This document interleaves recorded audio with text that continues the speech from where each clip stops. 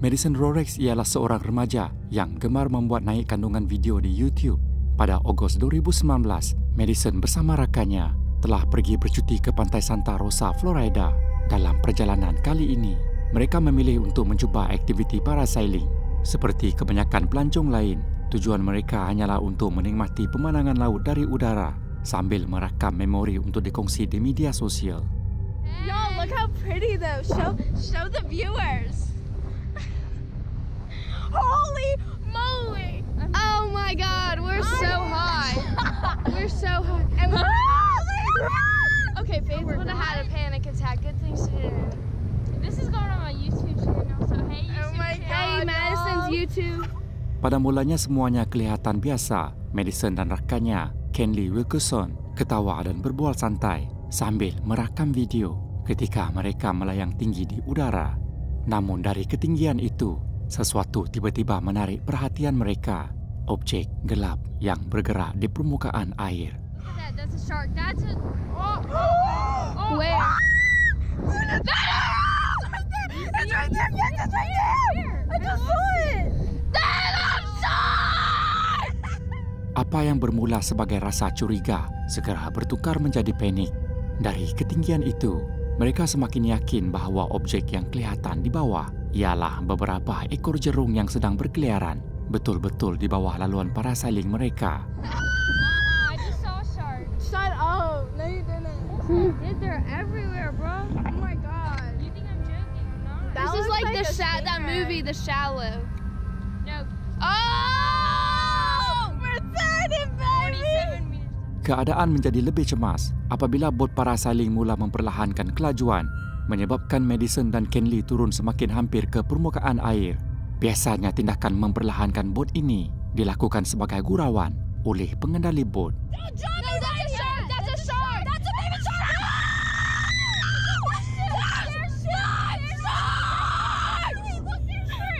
Oh my god! There's 5 sharks! There's 6! We're going down on the shark shoal! No! Don't get us in the water! Madison beberapa kali menjerit ke arah kru bot, manakala Kenley berkali-kali meminta agar mereka tidak diturunkan ke dalam air.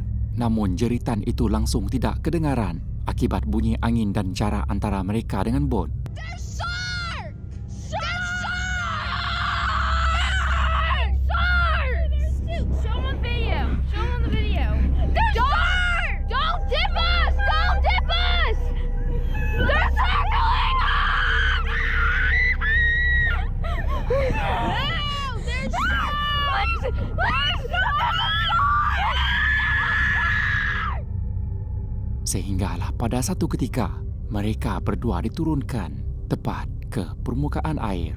There's shark!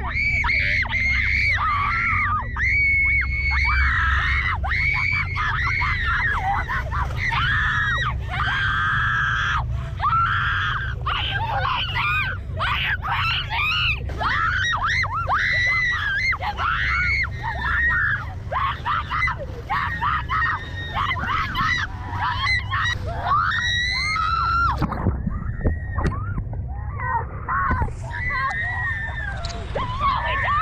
This is how we do! Get up, back up! I'm drowning!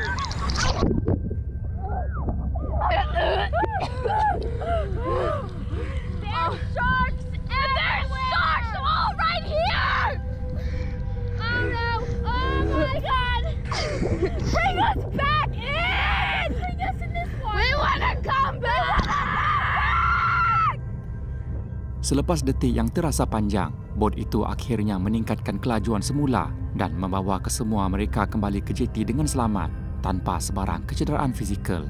Namun pengalaman itu tetap meninggalkan kesan mendalam dan kisah tersebut kemudian dikongsi oleh Madison melalui platform media sosialnya. Video yang tular itu mendapat perhatian media antarabangsa sehingga menarik minat Discovery Channel sebelum mereka berdua ditampilkan dalam program Shark Week. Melalui wawancara, Madison dan Kenley menceritakan kembali detik ketakutan yang mereka alami sewaktu melihat 5 hingga 6 ekor jerung berenang di bawah mereka. Menurut laporan, jerung yang kelihatan itu ialah jerung terumbu spesies yang biasanya tidak agresif terhadap manusia. Namun bagi dua remaja itu, ia tetap menjadi pengalaman yang tidak akan mereka lupakan. Big Manatee ialah sebuah saluran YouTube yang dimiliki oleh seorang lelaki bernama Trent Pascal. Kebanyakan kandungan yang dimuatnai olehnya hanyalah dokumentasi kehidupan sehariannya. Sepanjang 5 tahun itu, Trent paling kerap merakam kereta kawalan jauh dan rutin harian bersama keluarganya, menampilkan 2 orang anaknya yang masih kecil serta isterinya Savannah. Saluran itu kekal aktif sehingga lewat Oktober 2020 ketika Trent memuatnai sebuah video dengan tajuk yang hanya memaparkan nama penuh anak perempuannya. I'm recording this because I want my daughter to know that I love you. I'm so sorry that I've done this. I want you to know that you mean everything to me. I didn't choose this. Your mom chose this. She's been cheating on me for a long time. I didn't do nothing wrong to her. Sekilas pandang, orang mungkin menyangka video itu sekadar berkaitan masalah rumah tangga. Tetapi hakikatnya, apa yang dimaksudkan oleh Trent jauh lebih mengerikan. Pada 21 Oktober 2020, iaitu pada hari sama video itu dimuatnai, Trent bersembunyi di dalam bilik mandi rumahnya, menunggu kepulangan isterinya Savannah. Sebaik saja Savannah masuk ke bilik air, Trent terus mengacukan pistol dan melepaskan 2 das tembakan yang mengenai perut isterinya. Savannah maut serta-merta. Sejurus selepas itu, Trent terus memuatnai video tersebut kepada anak-anaknya. Dalam video itu, dia bukan sahaja meminta maaf, tetapi juga menyalahkan ibu mereka atas tragedi yang berlaku. I put everything into this relationship. I have done nothing to your mom. I've never hit her. I've never hurt her. I've never called her names. Sepanjang rakaman itu, Trent kelihatan menangis beberapa kali. Namun apabila dilihat daripada riak wajahnya, tangisannya langsung tidak selari dengan ekspresinya. I haven't done anything wrong. I'm like, why me? My hair's a mess and I look horrible. Oh, sorry. Take these off. Reaksinya membuatkan rakaman itu tampak lebih dingin dan tidak berperasaan. Dia kelihatan lebih sibuk memikirkan gaya rambut dan penampilannya sambil berulang kali menegaskan bahawa dirinya seorang lelaki yang baik. I'm so sorry, I don't have better words right now. I'm hurting so bad. I didn't do nothing wrong to her. I provided what I could. I've done what I could for her. I've done nothing but good for her. And I've treated y'all good. I've done good things for y'all. Trent kemudiannya melarikan diri. Namun anggota polis berjaya mengesannya di sebuah pasaraya. Polis terpaksa melepaskan 3 das tembakan yang mengenai 3 bahagian tubuhnya selepas Trent terlebih dahulu mengancam untuk melepaskan tembakan. Walaupun berada dalam keadaan kritikal, Trent berjaya diselamatkan. Insiden ini mengejutkan ramai pihak. Namun ada satu lagi butiran yang menjadikan rakaman ini lebih mengerikan. Dalam rakaman, Trent sering dilihat sedang menoleh ke arah kanan, seakan gelisah sehinggalah pada penghujung rakaman, sesuatu jelas menarik perhatiannya. Dia segera mencapai telefonnya dan berlari masuk ke arah sebuah bilik sebelum rakaman terhenti sepenuhnya. Pada mulanya, ramai menyangka dia berasa cemas menunggu anggota polis datang untuk menahannya. Namun ada kemungkinan bahawa pandangan gugupnya itu sebenarnya kerana dia sedang menunggu kepulangan Savannah. Ini kerana ketika dia bangun dan berlari ke bilik lain, kedengaran bunyi pintu rumah sedang dibuka. You love me like your own. Diikuti dengan bunyi langsir bilik mandi yang ditarik.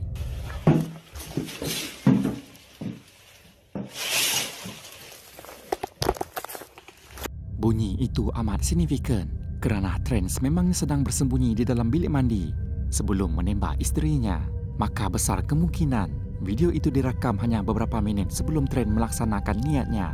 Mengetahui hakikat ini membuatkan ekspresi wajah dan tutur katanya sepanjang rakaman terasa jauh lebih dingin dan menyeramkan. Video itu kemudiannya menjadi tular sehingga mencetuskan perhatian orang ramai, memaksa YouTube menutup keseluruhan salurannya atas pelanggaran garis panduan komuniti. Namun sehingga kini, rakaman tersebut masih beredar di internet. Selepas dibebaskan dengan ikat jamin, Tren melarikan diri pada April 2021 menjadikannya buruan selama beberapa bulan. Pada Disember 2021, pihak berkuasa akhirnya menemuinya di sebuah taman RV di Marion County, Florida. Ketika cuba ditahan, Tren dipercayai menembak dirinya sendiri dan meninggal dunia di tempat kejadian. Dengan kematiannya, kes pembunuhan Savannah berakhir tanpa perbicaraan.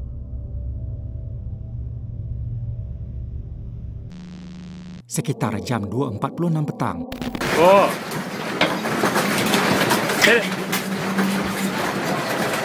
Satu gegaran kuat berlaku di bandar Onagawa.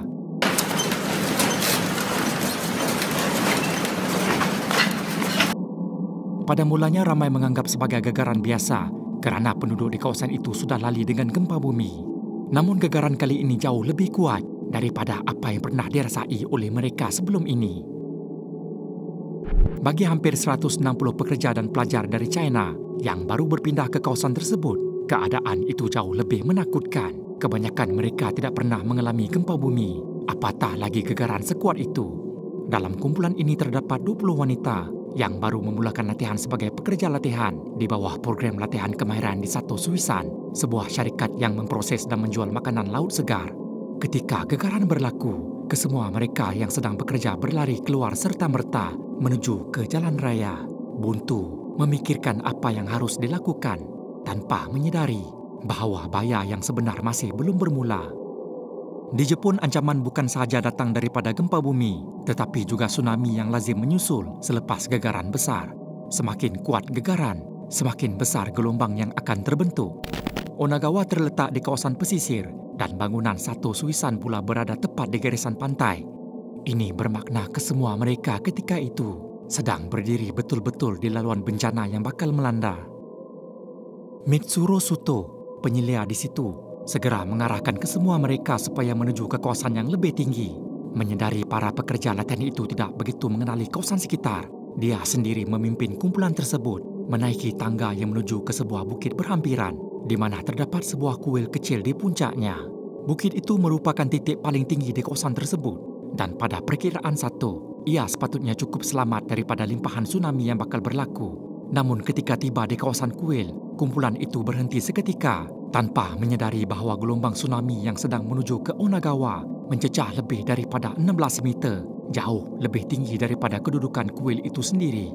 Pada waktu itu, tanda-tanda buruk sudah kelihatan. Laut yang biasanya tenang mulai surut secara drastik. Satu petanda tsunami besar sedang terbentuk dan kini air itu mula kembali bergerak menuju ke arah bandar. Pada suatu ketika, Mitsuo Sato tiba-tiba berpaling dan mula menuruni bukit menuju ke kawasan yang kini perlahan-lahan ditenggelami air. Ketika itulah dia memberitahu bahawa isteri dan anak perempuannya masih berada di rumah, tepat dalam laluan tsunami yang sedang mara, dan dia perlu kembali untuk menyelamatkan mereka. Rakan-rakan di sekelilingnya merayu agar dia tidak turun kerana keadaan sudah terlalu berbahaya. Namun Sato tidak menoleh walau sekalipun. Dia terus melangkah turun sebelum akhirnya hilang daripada pandangan. Salah seorang daripada kumpulan itu mula merakam situasi dari atas bukit.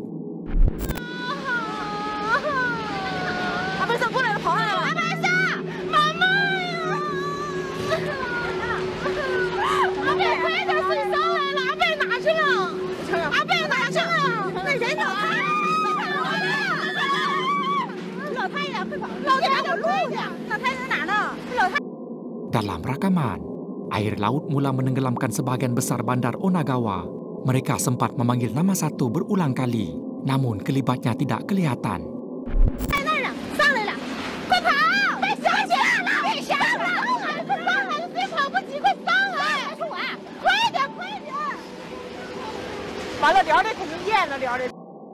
Pada ketika itu, mereka menyedari bahawa ketinggian tempat mereka berdiri mungkin masih tidak mencukupi. Mereka berlari lebih tinggi ke atas bukit, cuba menjauh sejauh mungkin daripada laluan tsunami.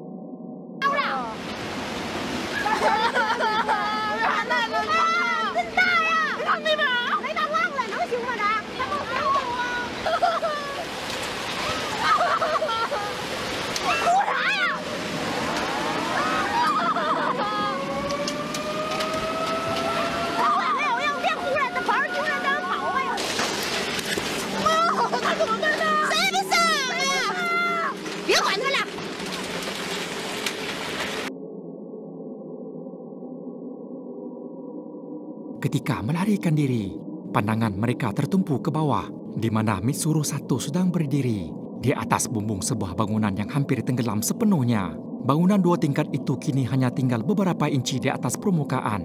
Mereka terus memanggil namanya berulang kali.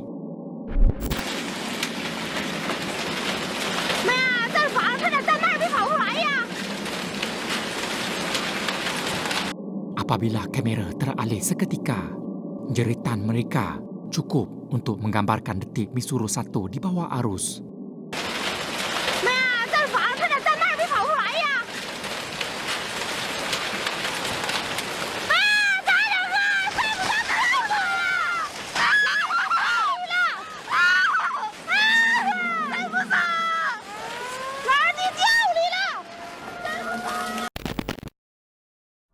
(11 Mac 2011 merupakan tarikh di mana Jepun dilanda gempa bumi paling dahsyat dalam sejarahnya dengan magnitud 9.0 yang mencetuskan tsunami terbesar negara itu.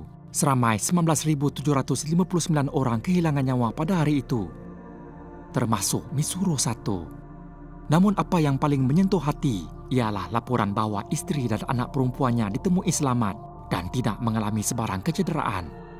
Tambahan pula tidak seorang pun daripada 160 pekerja dari China di kawasan itu terkorban.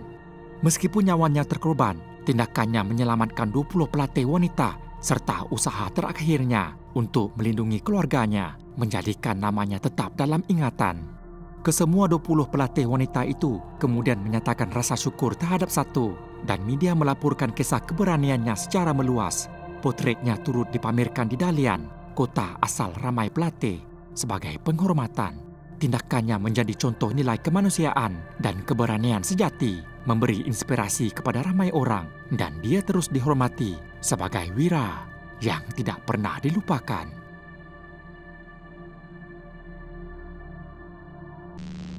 Pada tahun 2015, Taiwan sedang dilanda taufan Sedalor yang membawa lebih 50 inci hujan di beberapa kawasan sekaligus mencetuskan ribut yang sangat dahsyat. Rakaman dashcam ini merakamkan situasi ribut yang sedang melanda kawasan berkenaan dengan angin kencang yang cukup kuat untuk menghumban serpihan ke merata tempat. Pada satu ketika, serpihan itu turut kelihatan mengentam cermin hadapan kenderaan yang sedang merakam. Namun mereka yang berada di lokasi tidak menyedari sebuah puting beliung sedang terbentuk tepat di belakang mereka dan bergerak dengan pantas ke arah laluan mereka.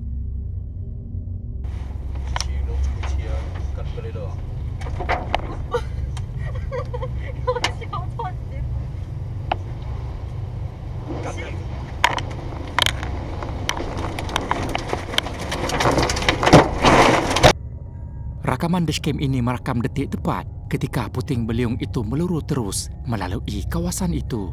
Kekuatan puting beliung itu begitu dahsyat sehingga mampu mengangkat kenderaan dari permukaan jalan. Hal ini dapat dilihat melalui sebuah kereta berwarna putih yang baru memasuki jalan tersebut.